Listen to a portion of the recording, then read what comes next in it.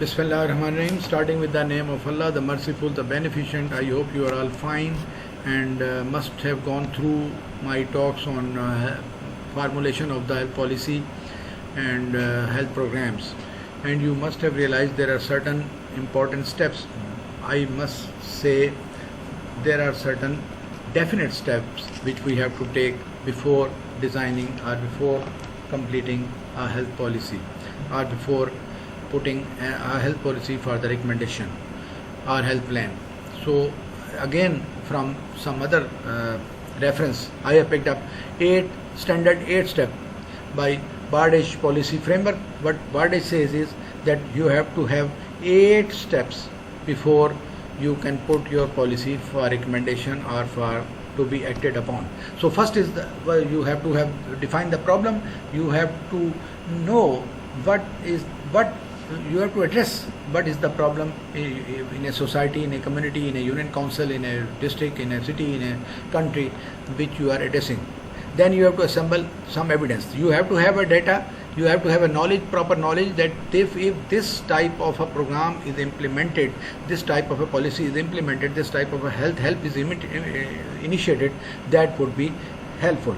Then to construct the alternatives, obviously we have to know that what are the ways by which this program can be implemented, this policy can be successful. Then we have to select the criterion, what would be the logical superlative criteria for the criterion for the implementation of this policy, how we can make this policy a success. Then we have to define the project outcomes, the objectives, what we want to get at the end of the day, what is the question which we are in a position we are able to answer at the end of the program, what we will achieve, what will be our goal, what will be our target, what we can say that this program has resulted into this and this success. And then to confront the trade-offs, obviously we have to see how this program will be implemented, what technical help, what manpower, what financial help, whatever we need, how this will be done, and from where this finance and other technical type of help or manual type of help or a practical type of help will come. And then decide what is your decision, what available facilities, out of available facilities, which facility you will avail for the success of this plan. And finally you have to build up a type of a complete project. Then you are in a position to tell your story. I mean to say that you build up a complete project for others to consider and to accept. Then is the framework for the health policy analysis, health policy triangle. When we try to analyze the health policy, we try to make it a sort of a triangle. In the center of the triangle we put the different stakeholders, different actors which perform their roles, and on the side we have other important aspects of the policy. What are those? Let us see. The health policy triangle is a framework which was built by Walt and Gilson in 1994. This policy analysis framework regards 4 important dimensions of the context: 1, process; 2, content; 3, and actors, of course, that work together in the policy. So first is the content, then is the process, and then context, in which direction we want to go, what is our aim, what we want to say, content, what will be the achievement, and process, through what process will get this policy done, and actors, who will be the people, or who will be the what I can say, the stakeholders of this policy, making policy and then implementation of this policy. Internationally, this framework has been relied upon to analyze various health issues, including health sector reforms, mental health, reproductive health, tuberculosis, and has influenced health policy research in many countries. We have been successful by implementing health policies and by looking into 3 things: content, context, process, content, and finally the actors. So in those countries, such commonly occurring health problems have been addressed, and there have been influenced. They have been helped in health improvement of the health of the people of that country. Then is the theoretical framework. Within the framework of the health policy triangle adopted from Walt and Walt and Gilson 1994, the symbolic interaction actors, symbolic interactionism actors are placed at the core of this triangle. They are the main players in designing and implementing the health policy. However, these actors are affected by first of all the three corners of triangle, obviously the content, contest, and obviously the system, and the core is occupied by the actors who will perform, who will implement this health policy. So health policy and those actors, they play the pivotal central role in implementation of this policy. And how they can be affected? They can be affected economically, they can be affected politically, social context outside and within the country. Sometimes the political influence is there. People living, majority of the people is living at somewhere other place, and the facility has been provided at some other place. And sometimes the social context, the mosque is there, the river is there. There are some other problems by which the policy has been changed, and then political influence, obviously the economical influence. Initially the project is of some other economical strength, and then with the passage of times changed, or at some in between the supply, the financial supply has been stopped. All those things affect the outcome of the policy, and these in turn affect the policy substance and the process. The success and the success depends all on this type of the processing. The policy process here refers to how policies initiated, formulated, negotiated, communicated, implemented, and evaluated. So those are the steps. That is why I have written this for you. Those are the steps which will be actually the process for the which will be followed for the implementation and success of the policy. So policy here refers to how the policies are initiated. First, how will start, from where will start, formulation, what will be the formulation, who will be the stakeholder, who will perform their role, who will be the actor, what sort of facilities will be available. Negotiation, obviously, first is the negotiation for the improvement and maybe the change, a little bit change in the policy, and then is obviously the negotiation for the implementation. Communication, that we have to communicate to the people, we have to communicate the stakeholders, we have to communicate the end users, we have to communicate the allowing parties, the dominant parties, that this policy should be successful. And then also, of course, is implementation, and after implementation we have to evaluate the success rate, and evaluation can be done even in between the implementation of the policy. Evaluation is not only the end result, the evaluation of the end result or the achievement of the objective or not. The evaluation is in between. We can evaluate the implemented policy, whether it can be a success or not, and how much success we have achieved in this time with this finance. And if we go through the other way, whether it was a difference of the benefit to the people or not. So it is imperative to think about what policy actors consider as significant, as commitment comes from their perceptions, trust, and expectations from the policy. So first, every person, every stakeholder, or every actor who has a role in policy has to be convinced, that has to have a clear,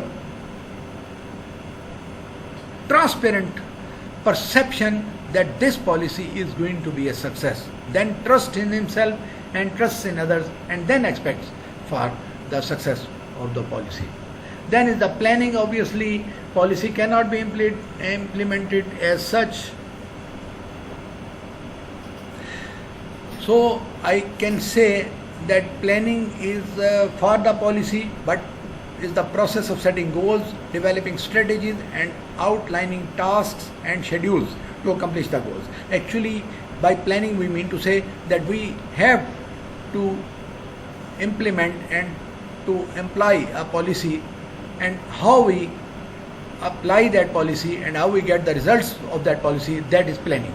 So planning is actually the processing. It is the process of setting goals, We first set goal, then we develop the strategy, how we approach, how we do this, how we do this, how we do that, and then the outlining tasks, what are the tasks and schedule to accomplish the goals. So in other words, I can say that planning is timely utilization of the objectives.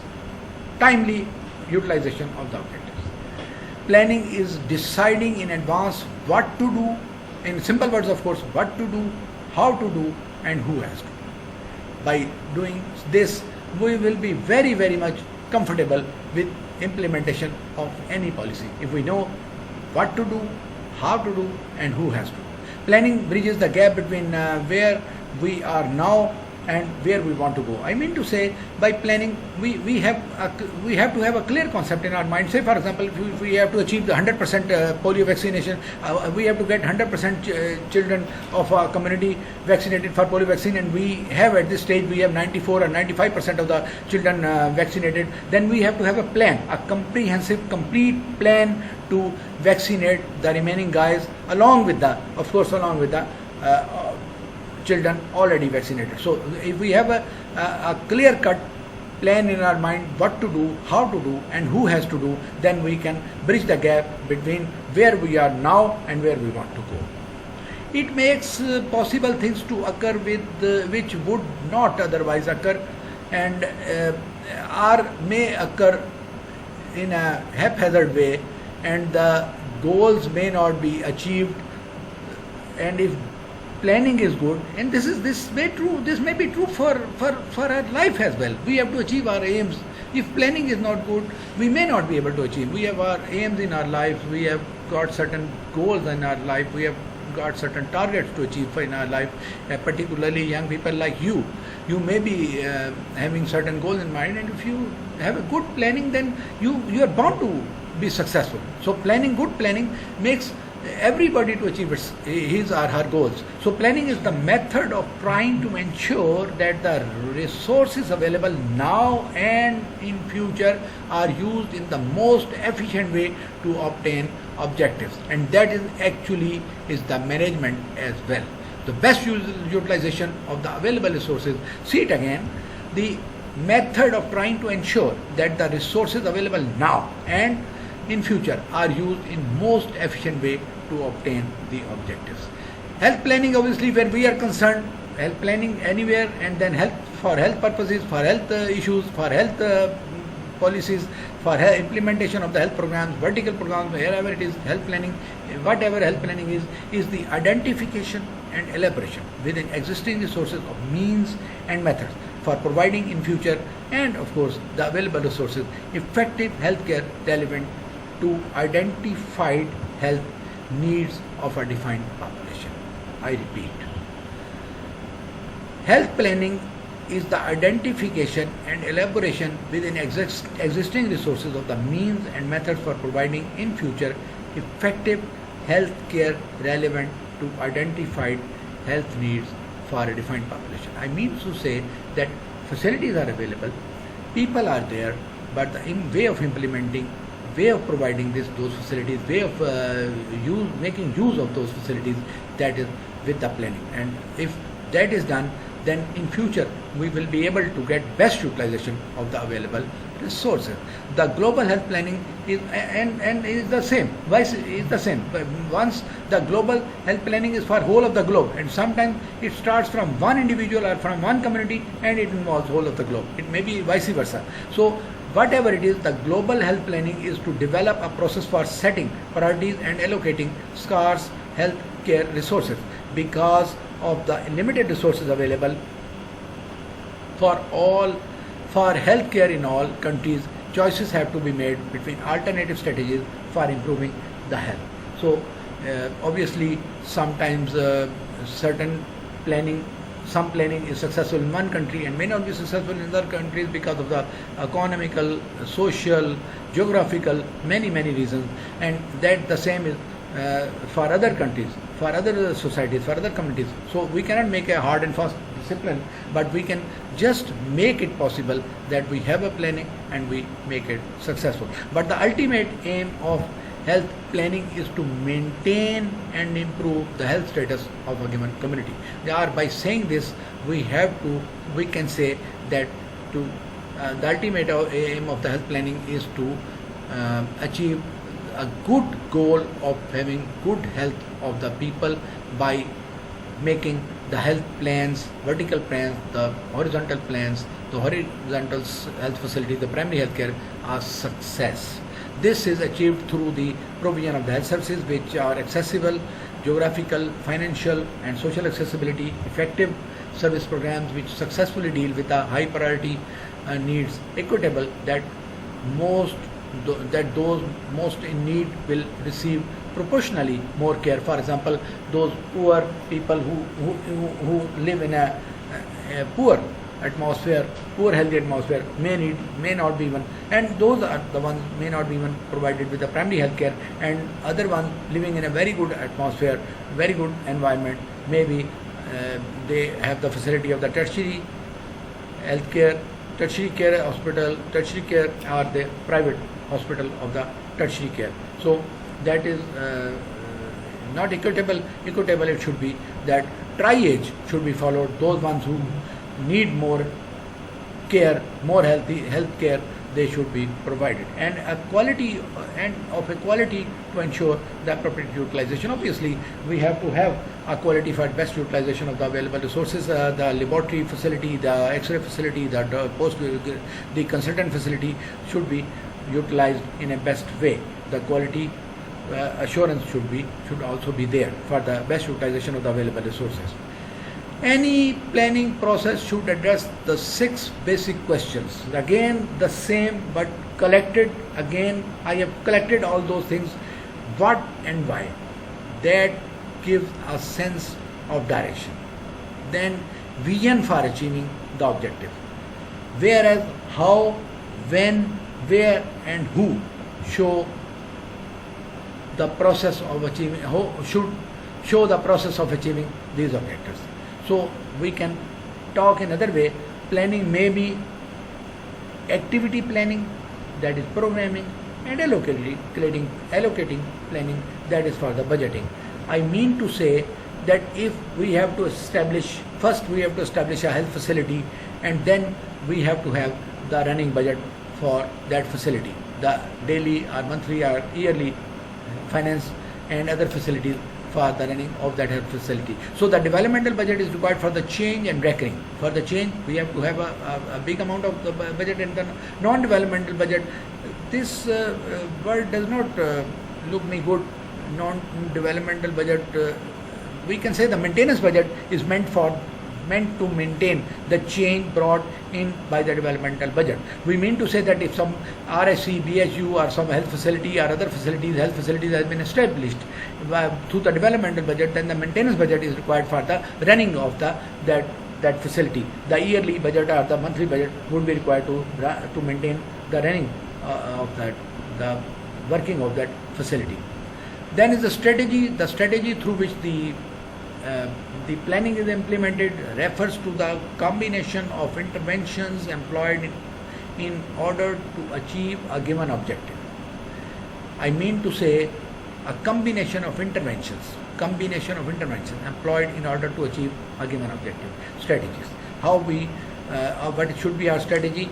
In simple words, I can say that if we want to reduce the infant mortality rate, IMR, and that is our objective, so implementing diarrheal disease control or ARI control program might be the strategy, because we all know that the diarrhea and ARI are the killers of infants, and that may be the cause of high infant mortality.